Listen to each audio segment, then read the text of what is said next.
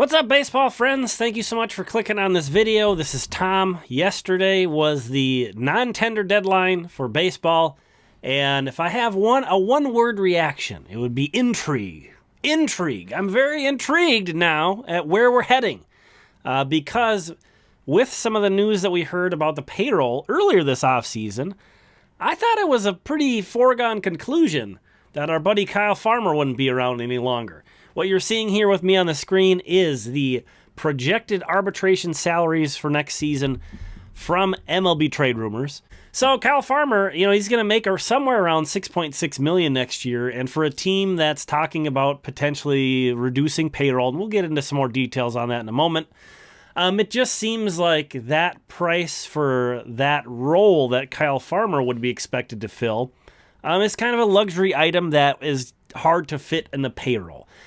Again, it's nothing specifically against Kyle Farmer or saying that Kyle Farmer isn't worth that. Oh, I should call out, this article comes out pretty early in the offseason every year, so that's why I have scribbled out in blue Jordan Luplow, who's gone now, and Jose De Leon, who's gone now. Twins also made a couple roster moves yesterday we're going to talk about as well. But they tendered everybody on the roster currently who was arbitration eligible. Everybody got tendered. Twins had no non-tenders. So where we're at now is this bottom line you see here, the estimated 2024 payroll. That is per Jason R.R. Martinez's roster resource. We're going to take a look at another thing from there in just a moment. And then above that, you see an article from Dan Hayes of The Athletic earlier this offseason that says that a team source suggested to him that the Twins' payroll should be somewhere in the 125 to 140 range. As you see right now with Farmer returning, we're at 125. And, obviously he could get traded. Some other guys could get traded. There could be trades that happen that change that number, and that number could go down.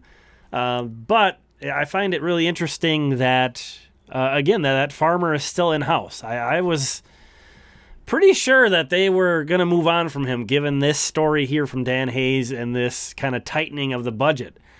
So what does this mean? Maybe this does mean that Kyle Farmer is just going to be trade bait. Talked about it in an earlier video about Jorge Polanco, that it is a very interesting offseason to be shopping middle infielders, because if you look at the free agent market, it is bad. It is bad for the middle infield. So, maybe Farmer gets traded, maybe Polanco gets traded, maybe they both get traded. I threw it out there that maybe Polanco and Edouard Julien both get traded, and that's why they feel the need to hang on to Farmer as another depth piece. I don't know. I'm throwing crazy ideas out there, but crazier stuff has happened, and I do think it's going to be a good offseason to be holding a lot of middle infield depth. So I think the Twins have put themselves in a good situation here. Maybe also this signals a potential change of heart. I think that's also possible. Again, this article from Dan on November 7th, I've been throwing out a lot of, I've been calling them tinfoil hat payroll theories on Twitter. That's been sort of a bit of mine of late. Having some fun. At first, it was kind of serious when I was trying to think, like, Derek Falvey's usually plays everything so close to the vest.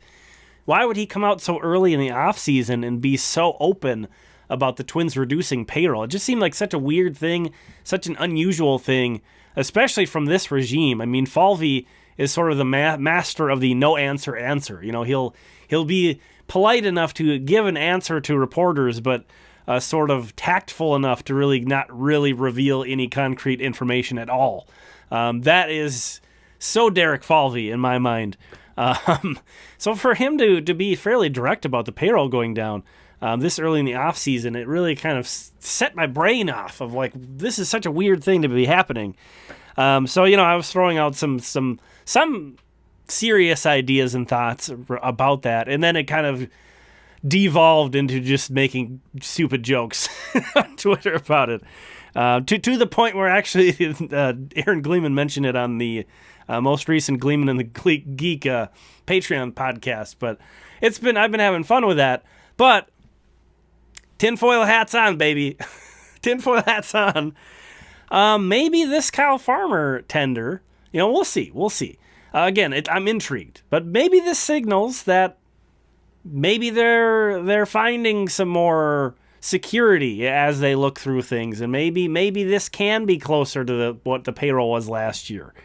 Or at the very least, this is a really wide range that Dan was given earlier this month, 125 to 140. I mentioned it at the time too, like $15 million seems like a pretty big, window of difference. So maybe this just means the Twins are more looking at that 140 range, which would be good.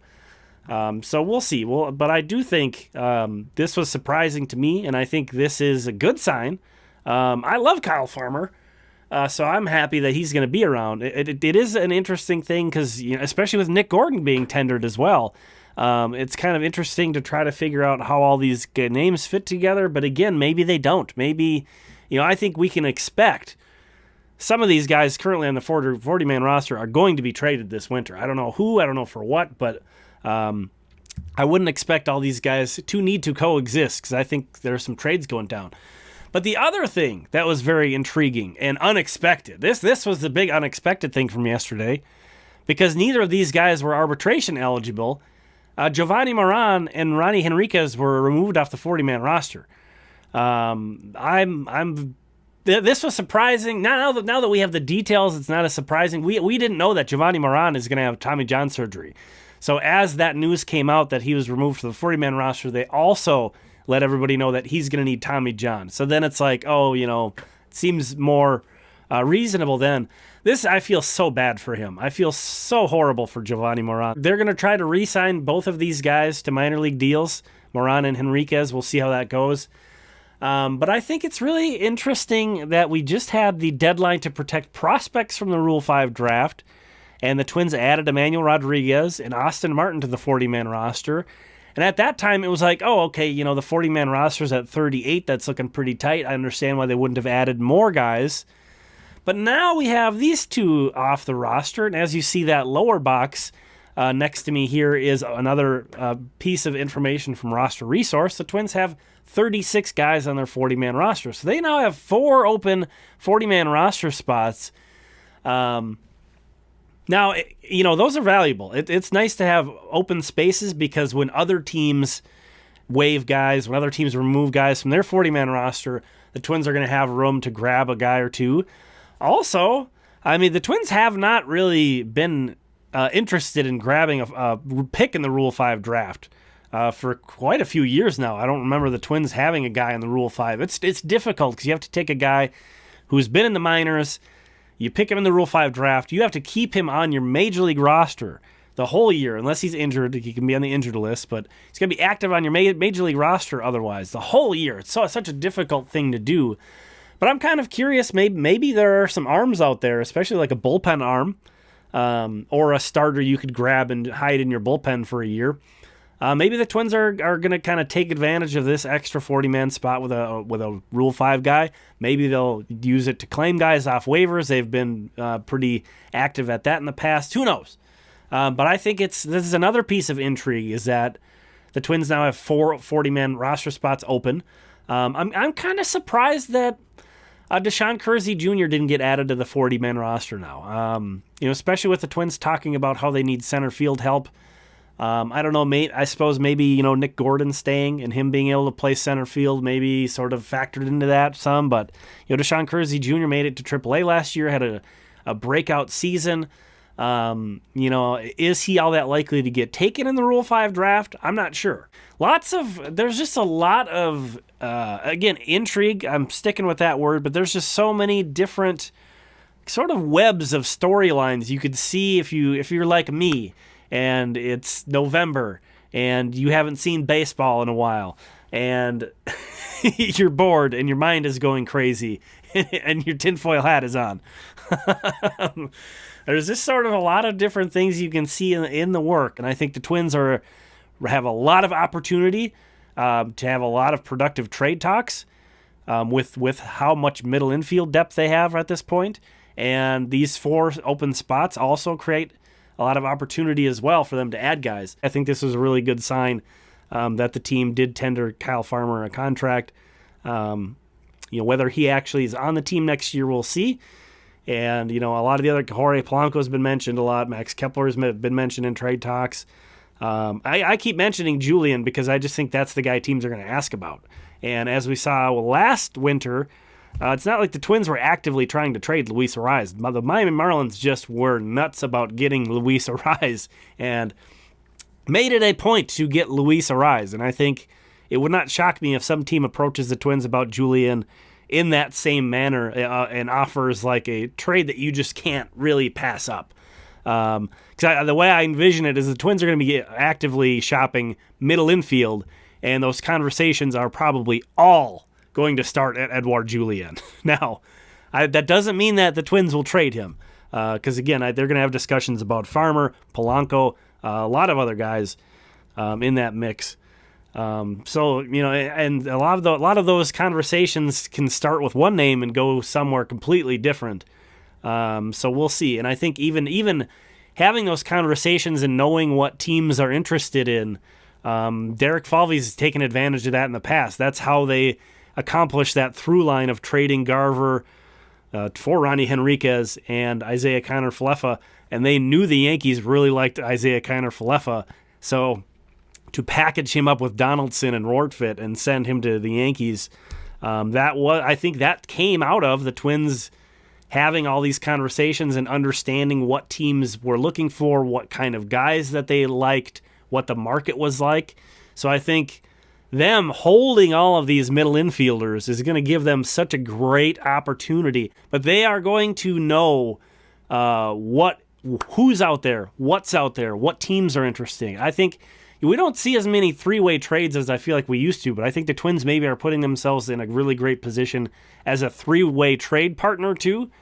Now we're really getting crazy theory, tinfoil hat stuff going on, so I should probably stop. But you kind of see where my mind is going here, and it's going to be fun to see how this all develops and how the roster comes together.